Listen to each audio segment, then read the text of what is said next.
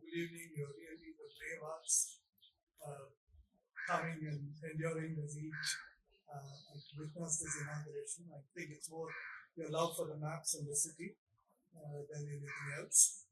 I'm Srivatsan. I am the Center for Research on Architecture and Urbanism.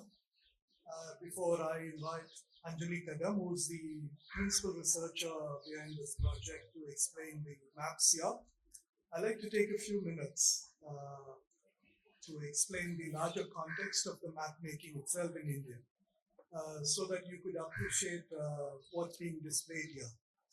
So bear with me for the next 5 minutes. I'll walk you through some major developments in history that led to urban map making in India. Four things came together in 19th century, which gave fillip to urban map making. The first motivation was to accurately map. Maps are really an old activity. We know of different kinds of maps, but they were all mostly made with stories told by travelers, military personnel, and so on. But the quest to make maps more accurately and scientifically, we owe to few people in the 19th century, and prominent among them is a person called William Lambton. Lambton was with the Madras military, but he was also a geographer and a surveyor. In 1802, he convinced the superiors to buy a 36-inch theodolite, which weighed half a ton and needed 9 people to carry. And please remember that, because he carried this theodolite across the country. And he started first in Madras, and he laid out what was later to become the Great Trigonometric Survey. And this is using the principles of triangulation. And he was also 47 when he started this survey. And for next 23 years, he lugged these equipments and people and his entourage and went all over the country. And he died somewhere closer to Wada region, and there is a small memorial in a small village near Wada. And he was 70 when he died. Okay, so 23 years, he crisscrossed the country and he tried to map. And some of you may have seen this remarkable map, which shows a series of triangles starting east to west and eventually covering from south to north, which was later to become the Great Arc, and a wonderful book by John Key called The Great Arc will narrate some of these stories. After Lambton, it was his protege, George Everest, and a few others who continued this effort and reached the Himalayan foothills and subsequently produced a series of relatively accurate survey maps, which are of great use for all of us. The second major development that contributed to urban map making was a certain kind of political stability in the 19th century. The Carnatic wars are over. Of course, before that, the Bengal War is over. The truce with the Marathas, the East India companies firmly in the saddle. The vast tracts of land and properties were made over to the East India Company. The challenge was how to convert these properties into steady revenue stream, and they didn't know how to do that. So they took the easy route of course, a reliable route, which was auctioning, which gave you a good discovery of the price, but that was not possible to scale up for the entire country. And also given the urgency and the conflict between traditional landholders and the new entrepreneurs, they had to invent what was called the land survey, the land revenue survey or permanent settlement, and for which you needed maps, because you had to mark the boundaries of the villages, you had to mark the boundaries of the properties, and you had to classify the land and so on and so forth. And this revenue survey did not progress as much as the trigonometric surveys, because it had to be done locally and there were a lot of difficulties. And it took certain speed only after the land surveys took a firm foothold in most parts of the country. Along with agricultural properties, there was also an urgent need to do urban surveys, because the same problem existed even in towns, because you have to mark the boundaries, you have to mark the properties, More importantly, you have to distinguish between private property and public property, because all the public properties or non-private properties were to be claimed as that of the government to carry forward few projects and schemes. For instance, Bombay took the initiative and used the topographical maps, reduced the size, marked the streets, properties, etc. And in 1843, one of the earliest maps was produced for Bombay by Captain Dickinson. And when it was published, it was commended for its accuracy, completeness, and elegance. Mind you, they said it's elegant, not just accurate. And after Patrick Gitters' visit in India and its engagement between 1914 and 1924, urban surveys became a major entity or an activity by itself. And Patrick Gitters' report on Indian cities, published in 1990, was a remarkable report. And many of you may have actually read more about this conservative surgeries and so on. The third motivation for maps comes from creating conditions for easy property transaction. While property transaction existed for many centuries, there were great Mughal records and local records, etc. As Tirthankar Roy's remarkable work on property and law in colonial India remarks, the marketability of the property need, backed up by legislation and judicial infrastructure, was the key innovation of the whole notion of property as we now know. The ability to register the transaction and the courts to honor that was a major innovation, and something that we have to imagine at that momentous point. And this did not happen immediately. In 1802, the Registration Act was enacted in Bombay and Madras. There was an earlier version in Bengal, which enabled the registration of acts of particular 4 kinds of transactions. But it was still optional. It was not mandatory to register property. In 1843, actually, the amendment to the Act prioritized to register property deed over non-registered property. And actually, that led to frustrating litigations in the court, because the same property could be registered by one person and not registered by another person, and claim to take titles was a major problem. It's only in 1866 it was made mandatory. And that was also feasible because the surveys were partly in place, the properties were more or less put in place. It was the 1866 Act which was finally amended in 1908, and that is the Act, I think, which is still current. So these changes, of course, many would probably remind us that it's part of some imperial vision and an exploitative tax harvesting entity.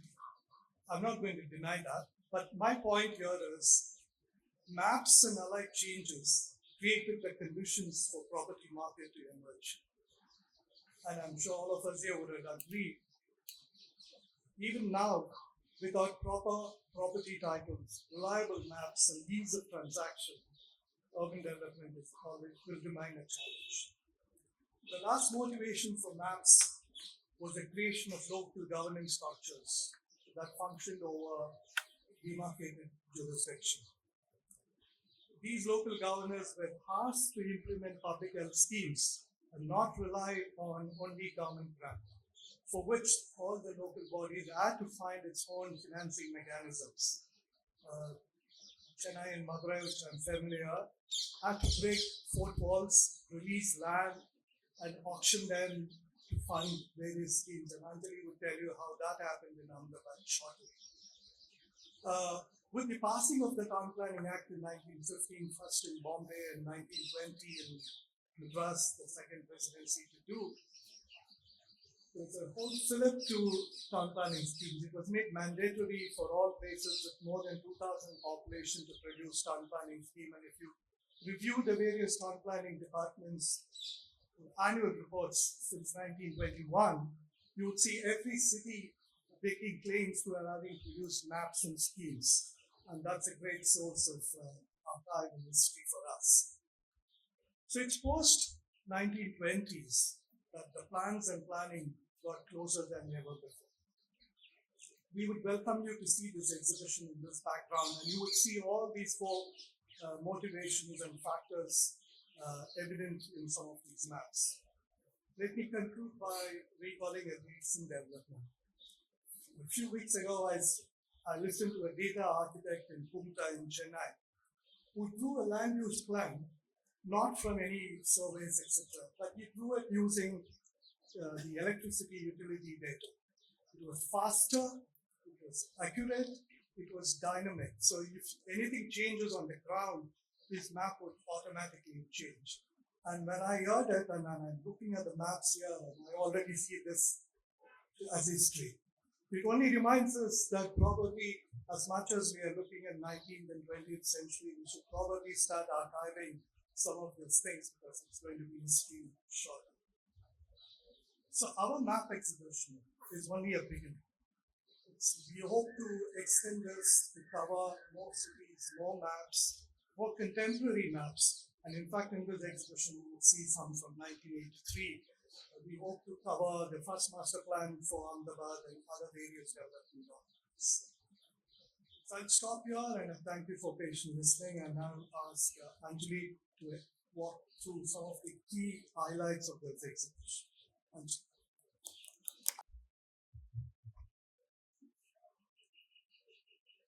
Good evening.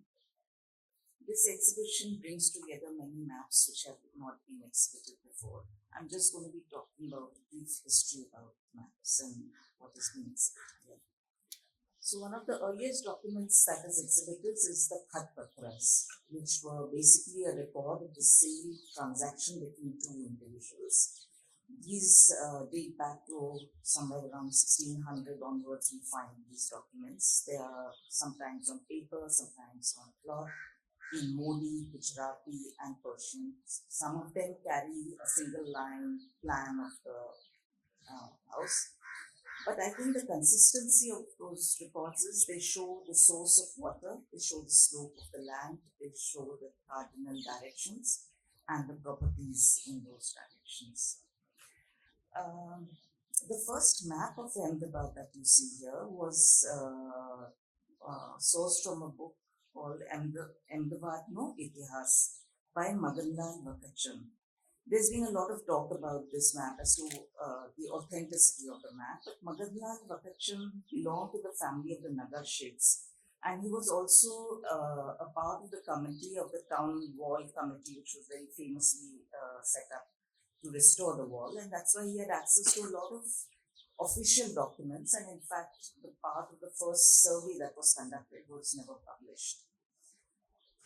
The first survey of Ahmedabad was conducted in 1824, but as I said, it was never published. A more detailed survey was started under the collector, Mr. Hope, in 1863, and it lasted for almost 17 and a half years. The results of this survey are captured in the general index, the images in some of the maps you can see here, which for the first time show the pole boundaries, it shows religious structures, it shows the wells, and a few other details. More importantly, it records the names of the owners and establishes the ownership status. So the objective of carrying out the survey was administrative, fiscal, and legal. The fiscal objective was to assess the existing revenue due from the land and to anticipate future collections. The need to identify clear titles and remove ambiguity over ownership was the foremost legal objective. These are stated in the document. This was important as the officials believed that the ambiguity, multiple or doubtful ownership hampered the tax collections. This survey had a huge impact on how urban land was perceived both by the residents as well as the administrators. Following the city survey, all unoccupied spaces not in the possession of any individual were claimed by the government and identified as government property. This happens for the first time. And Mr. Hope, the collector, had recommended that the vacant land should be put up for sale and all the proceeds should be transferred to the municipality. This led to the monetization of land and accelerated the process of assigning a monetary value to both the house and the vacant urban lands in the city. This survey also had another important impact on the public right of way in various cases. Most importantly, all the private streets within the limits of the municipality were identified as public streets. This affected the access to the poles, the khadkis, the kharchas, as we all know they exist. Because access to some of these poles was in fact controlled by the resident communities or the punch in these poles. These now became public streets. These kind of changes were not smooth or uncontested, and in fact, the residents of one of the poles, the Vageshwari pole in Raipur, actually took the municipality to Bombay High Court over the issue of ownership of land. In response, the municipality refused to scavenge the streets or maintain street lighting, and the feud went on for many, many years. Drinking water in Ahmedabad was sourced from wells which had turned brackish due to the subsoil seepage from the kharkuas or the cess wells, which were very, very common in the city. Among the many proposals prepared, the proposal prepared by Walter Ducat is exhibited here. This proposal for water supply proposed setting up of 6 overhead tanks in the city. In the entire proposal, Ducat made extensive efforts and calculations to ensure that the residents really received adequate amount of water on the first floor. A kind of pipe dream, because some of those aspirations continue to haunt the residents. The plan itself was fairly equitable, which gave all parts of the city equal distribution, providing the same infrastructure to all the residents, irrespective of caste. This was not easily acceptable to the upper castes in the city. And for example, initially common taps were provided prominent public locations, but they were not very popular as it was believed that the touch of certain castes would make the water impure. So separate taps were set up for different castes. Similarly, some of you might know that public toilets were set up within each of the poles, and different toilets were assigned to different castes. Arthur Edward Mirams was the consulting surveyor of the Bombay Presidency. He was a great advocate of the TP schemes. And in fact, he had prepared almost 60 TP schemes in British colonies, which included Kampala, Uganda, and nearby Mount Abu. He is attributed to making many proposals for Ahmedabad, and the proposals, one of the important proposals attributed to him is the Kalupur Relief Road scheme and the City Wall Improvement Project. The aim of the City Wall Improvement Project, as stated in the scheme document, was to tear down the walls to give ready access between the city and the suburbs, to allow more air and light to the part of the city next to the walls, and giving better traffic facilities to the city itself by erection of a wide circular road around it. Besides proposing the demolition of wall, it advocated the filling up of the moat. There was a moat on the northeast corner of the city, and utilization of the reclaimed land as a part of a boulevard, putting trees and planting trees and an avenue of trees and gardens. The project took the longest of time because it faced a lot of objection from the stakeholders. However, for the municipality, the success of selling land in the early town planning schemes, which are abutting the city, rested on the good connection between the old and the new scheme areas. The wall was assumed to be a barrier, and in spite of recommendations by professionals like Patrick Davis was one of them, the wall was brought down. Another large urban project was the Kalupur Relief Road. You can see the drawing here. This project made a new road cutting through the city to allow for better flow of traffic to the railway station. Just by coincidence, the Muscati market, which housed the cloth merchants, the punch of the cloth merchants, were also located near the railway station, and it connected to the old the old office of the mill owners. The relief road proposal was also extremely unpopular amongst the public, and we've been able to collect some newspaper articles from this period, and you can see some of those protests and their comments on the same. The early town planning schemes implemented in Ahmedabad led to urban transformations in the immediate vicinity of the city. The Jamalpur town planning scheme was intended to decongest the city by providing housing to municipal workers, the lower income groups, and space for stables and slaughterhouses. They had proposed to move these uses out of the city towards the south. Unfortunately, the condition in the area to the south, where the Jamalpur gate is not very good. It was low-lying area. It was prone to flooding, and also it was in the vicinity of an old, large sewage facility. The next important town planning scheme was the Ellis Bridge scheme, which was on the west part of the city, across the Sabarmati. There, one important society that came up, the first society that came up was the Brahmashatra Society, which was also a cooperative society. The British at that point supported the cooperative societies, the idea of the cooperative societies, and a lot of them were established in Ahmedabad. The Brahmakshatriya Society was planned specifically for 80 families of the Brahmakshatriya community. The government gave land to this society at reasonable rates, and for the first time, basic infrastructure was established before the houses came up. Basically, this was a period when funds were required for municipal functions and new urban services.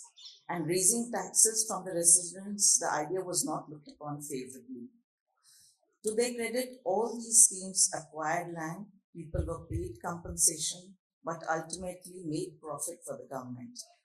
Some of the displaced people were accommodated in other town planning schemes. It has been challenging to collect this information from archives and government offices, repeated visits. This data has been collected across the country from Baroda, Gandhinagar, Mumbai, Pune, and Delhi, and also visit to London. It has been challenging but interesting. At the end, I would like to take this opportunity to thank AUDA for the support, CEPT University and CRDF. I would also like to take this opportunity to express my gratitude to Professor Srivatsan, who has been honored and made this exhibition possible. The exhibition team led by Jay Khatpatras. Also like to thank Monica and Nishika, who has been gracious enough to accommodate our multiple requests. The workshop team, especially Mohammed Junaid. Thank you.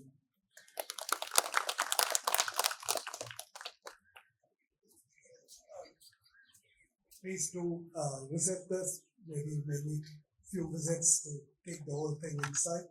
And we also hope, probably we'll discuss it a little later, see if we could publish part of these maps.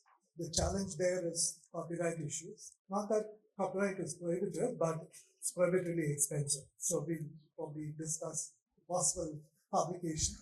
And again, I want to thank AUDA for giving us the research grant, which only strictly mentioned for procuring maps and nothing else. So the rest of the time costs were supported by CEPT and CRDF. Again, thank them. The condition of that grant is to upload with heavy watermarking from our side for scholars to see. That's a condition of the grant, which we will honor shortly. Not all the maps could be done because some we don't have copyrights even for that. So it's only for non-commercial academic purpose only we have copyrights. So you may not be able to see all the maps online, but here in the exhibition, I hope it will be there for a couple of months till the new one comes in July. Please do visit, and I would request Bajo to inaugurate the thing, and that should be done from the other side. This is for shade purpose we bring here, and also join us for tea after that. Thank you all for coming. Ajay Shah and Amit Verma. Amit Verma is a bit of a windbag, but you can, if you haven't heard him on podcasts, you might want to. But it's called Everything is Everything. Look for it on YouTube. And there is one episode that is related to this, and it says Maps are Magic. There is Ajay Shah, an economist of that repute. He has a 4-hour segment on YouTube. It says Maps are Magic. So you might want to take a look at it or listen to it.